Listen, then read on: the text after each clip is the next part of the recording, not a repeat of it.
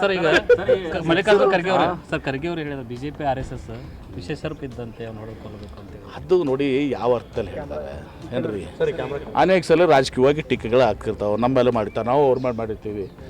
ಅದು ಏನದು ಇವರೆಲ್ಲ ಬರೀ ಬೆಂಕಿ ಹಚ್ತಾರೆ, ನಾವು ಹೇಳ್ತೀವಿ ಕಿಸ ಕಡ್ಡಿ ಡಬ್ಬಿ ಇಟ್ಕೊಂಡು ಓಡಿರ್ತಾರೆ, ಎಲ್ಲೋದಲ್ಲಿ ಬೆಂಕಿ ಹಚ್ತಾರೆ ಏನ್ರಿ. ಇವ್ರು ದೇಶದ ಸಲ ಹೋರಾಟ ಮಾಡಿಲ್ಲ, ಅದನ್ನೂ ಸತ್ಯ ಅದ ಏನ್ರಿ. ಇವತ್ತು ಬಂದು ರಾಷ್ಟ್ರೀಯತೆ ಹೇಳ್ತಾರೆ ನಮ್ಮ ಬಗ್ಗೆ ಎಲ್ಲನೂ.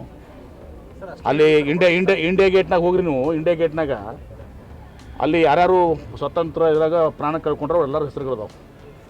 ಅದಾವ 100 ಜನ ಮುಸಲ್ಮಾನರು ಅದಾವೆ, ಒಬ್ಬರೊಬ್ಬರದ್ರ ಹೆಸರು ಬೇಕಲ್ಲ BJP ಅವ್ರದ್ದು. ಯಾರು ಪ್ರಾಣ ತಗೊಂಡಿದ್ದು ಸ್ವಾತಂತ್ರ್ಯ ಸಲ ಎಲ್ಲ ಬ್ರಿಟಿಷ್ ರೀಜೆಂಟ್ ಆಗಿದ್ರು ಅವಾಗ.